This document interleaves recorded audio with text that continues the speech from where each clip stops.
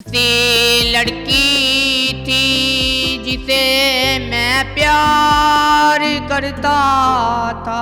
की गम लग गया कि तू आज आइस दी बोतल फड़ के बैठा। एक लड़की की याद सता रही थी, उस तरीके से नशे ते लग गया हूं। ਅਸੀਂ ਮਲੰਗ ਲੋਕ ਐਸੇ ਹੋਏ ਆ ਕਿ ਸਾਨੂੰ ਆਪਦੀ ਜ਼ਿੰਦਗੀ ਨਾਲ ਪਿਆਰ ਹੋਇਆ ਹੀ ਨਹੀਂ। ਮਾਂ ਮੇਰੀ ਨਾ ਮੇਰੇ ਉਹ ਭਾਈ ਨਾਲ ਫਰੀ ਗਈ। यार हद नहीं होगी कि गल करदा पिया तू सच्ची गल करदा पिया। अस्सलाम वालेकुम नाज़रीन, मैं हूं आपका मेज़बान उमर बलोच और आप देख रहे हैं उर्दू वायरल।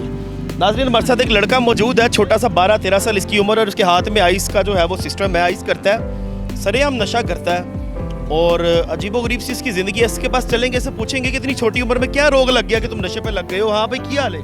ਮੇਰਾ ਨਾਮ ਭਾਈਜਾਨ ਅਲੀ ਕਰਾਮ ਹੈ। ਮੈਂ कराम की होया? ਭਾਈਜਾਨ ਮੈਂ ਚਿੱਟਾ ਤਿੱਤੋ ਰਾਂ, ਮੈਂ ਉੱਥੇ ਲੜਦਾ ਰਿਹਾ ਭਲਾ ਕਿਹੜੇ ਚੱਕ 'ਚ 28 ਵਿੱਚ। अच्छा, ਹਾਂਜੀ ਲੜਾਈ ਲੜ ਕੇ ਆਇਆ ਜਨਾਬ।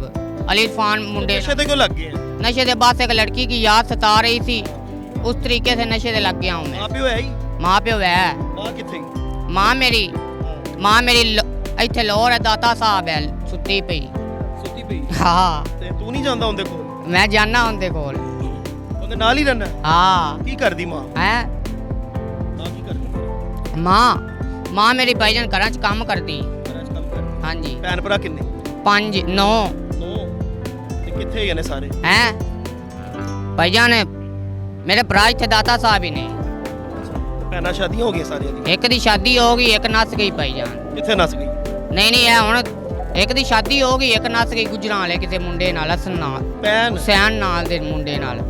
ਕਿਉਂ ਨਸ ਗਈ? ਤੁਸੀਂ ਵੇਖਿਆ ਨਹੀਂ ਸੀ ਕਿ ਕਿੱਥੇ ਕੀ ਕਰਦੀ ਪਈ ਹੈ ਤੇ ਕਿੱਧਰ ਜਾ ਰਹੀ ਹੈ? ਅੱਛਾ, ਦੁੱਖ ਹੋਇਆ ਫਿਰ? ਹਾਂ ਜ਼ਿੰਦਗੀ 'ਚ ਕੀ ਗਮ ਲੱਗਿਆ ਕਿ ਤੂੰ ਅੱਜ ਆਈਸ ਦੀ ਬੋਤਲ ਫੜ ਕੇ ਬੈਠਾ ਹੋਇਆ? हाँ ਕੀ ਦੁੱਖ ਹੈ? दुख बस एक ही है भाईजान, एक लड़की के साथ मैं प्यार करता हूँ भाईजान। मेरा नाम अली कराम है, मैं बहुत शरीफ लड़का हूँ भाईजान। मैं आपका भाईजान काम करा के इधर नशे करना भाईजान। ਨਸ਼ਾ ਕਰ? हाँ और कोई काम नहीं। 24 ਘੰਟੇ ਨਸ਼ਾ ਕਰਦਾ ਰਹਿੰਦਾ, ਆਪਣੀ ਜ਼ਿੰਦਗੀ ਦਾ ਪਿਆਰ ਨਹੀਂ ਹੈਗਾ ਤੈਨੂੰ?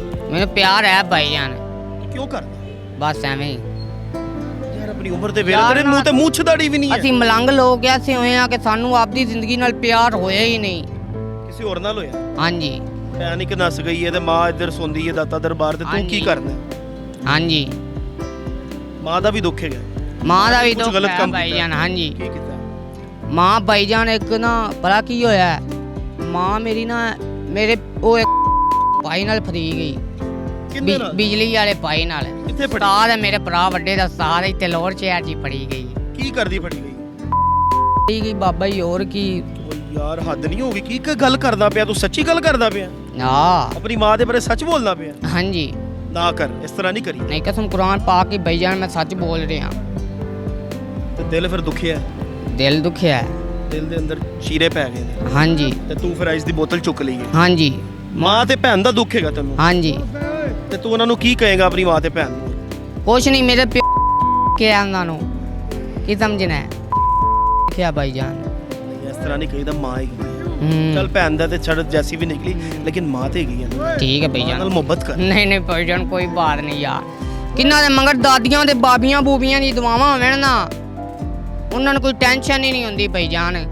ਹਸਨ ਤੇ ਹੁਸੈਨ ਦੇ ਸਦਕੇ ਦਾਤਾ ਦਰਬਾਰ ਡੇਰੇ ਲਾ ਲਈ, ਆਈਸ ਚੱਲਦੀ ਪਈ ਹੈ ਹਰ ਟਾਈਮ, ਚਰਚ ਚੱਲਦੀ ਪਈ ਹੈ। ਪਾਕ ਹੁਸੈਨ ਦੀ ਅੱਖ ਦਾ ਤਾਰਾ ਲਾਲ ਕਲੰਦਰੇ ਹੈ। ਹੁਣ ਆਪਣੀ ਜ਼ਿੰਦਗੀ ਨਾਲ ਪਿਆਰ ਨਹੀਂ ਰਿਹਾ? नहीं ਹੁਣ ਮਰ ਜਾਏਗਾ ਇਸ ਕਰ ਕਰਕੇ ਯਾਰ। नहीं नहीं भाईजान, मैं एक ऐसा लड़का था, एक ਸੂਰਤ ਮੈਨੂੰ ਲੱਗਦਾ ਪਿਆ ਤੂੰ ਤੇ हाँ एक ਸੂਰਤ होएगा। हाँ एक ऐसी लड़की थी जिसे मैं प्यार करता था, जिसके लिए मैं मरता था, जिसके लिए मैं जीता था। एक ऐसी लड़की थी जिसे मैं प्यार करता था। ਬਸ हाँ जी, एक मैं किसी गैर नाल दादी नाल प्यार कर बैठा भाईजान, शामां दी दादी नाल मैं बड़ा प्यार करना उनदे। ਚੱਲ ਰੋ ਨਾ, ठीक है भाईजान, ਤੇਰੀ ਅੱਖਾਂ 'ਚ ਆਂਸੂ ਆ। मैं इन्ना जिंदगी च नहीं रुना भाईजान, इन्ना जिंदगी च नहीं रुना मैं।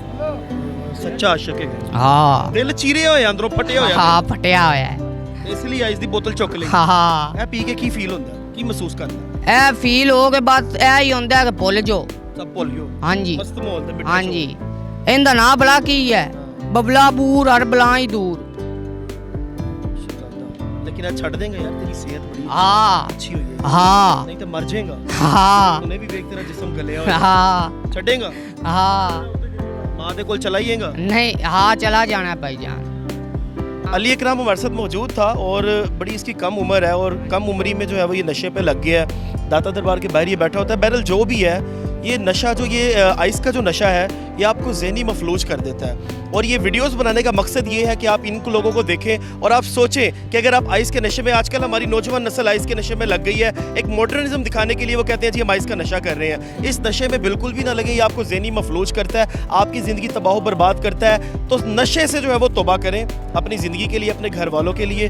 तौबा तू भी करेगा? भाईजान मैं छोड़ दूंगा बुरे काम जिनके थे बुरे निजाम। चिलम तेरे लाखों इलम, किसी को कम किसी को ज्यादा। असी भाईजान की पीती चिलम, असी नहीं किया कि किसी ने पी, वहां साढ़े को आप आके चिलम पी रही। मुझे दीजिए इजाज़त। देखते रहिए उर्दू वायरल। अल्लाह निगहबान।